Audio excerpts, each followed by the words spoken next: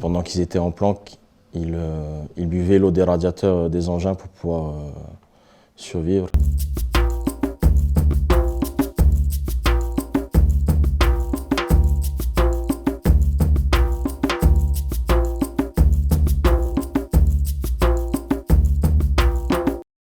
Je suis le gendarme Théoré, je suis originaire de Tahiti et je fais partie de l'unité de l'escadron gendarmerie mobile de Mâcon.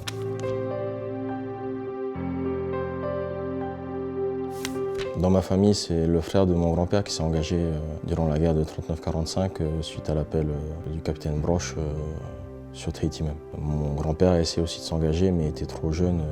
Même s'il a essayé de falsifier des documents, il n'a pas été pris comme une majorité des personnes souhaitant embarquer. Pour eux, c'était une fierté d'appartenir à la France et d'être français. Donc c'était un sentiment plus que normal et patriotique de partir. C'était une obligation toute naturelle où il n'y avait pas de questions à se poser et il fallait embarquer. Plus de 1000 personnes ont essayé d'embarquer sur le bateau et seulement 300 embarqués au départ de Tahiti et 300 au départ de Nouvelle-Calédonie. Donc beaucoup moins que tous les volontaires qui auraient voulu participer à la défense de la patrie.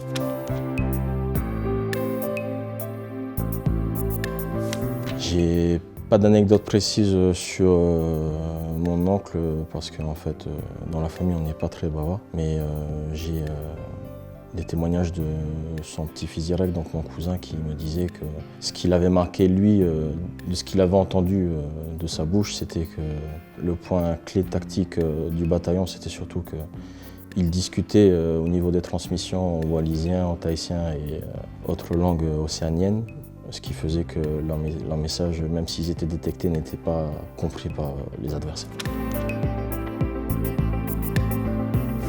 Mon oncle a été blessé au Djebel El Garci et du coup n'a pas continué jusqu'au bout avec le bataillon. Il est resté en Libye, si je ne me trompe pas, avec d'autres blessés de Bir Hakeim et El Alamein. Ils ont ensuite embarqué pour entrer avant tout le monde. Ils sont arrivés en septembre 1945 sur Tahiti.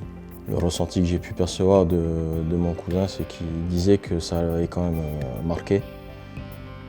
Et il regrettait de ne pas avoir abordé plus profondément ces histoires-là avec son grand-père.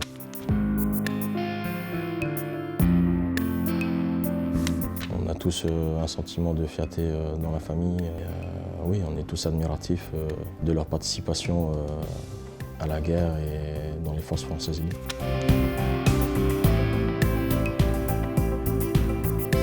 Le message qu'on peut retenir de nos anciens qui ont participé à toutes ces batailles, et même celles d'avant et après, c'est que même si on vient d'une petite île, on peut faire de grandes choses et il faut respecter l'héritage qu'ils nous ont transmis en essayant d'être exemplaires et faire du mieux pour représenter les valeurs qu'ils nous ont transmises.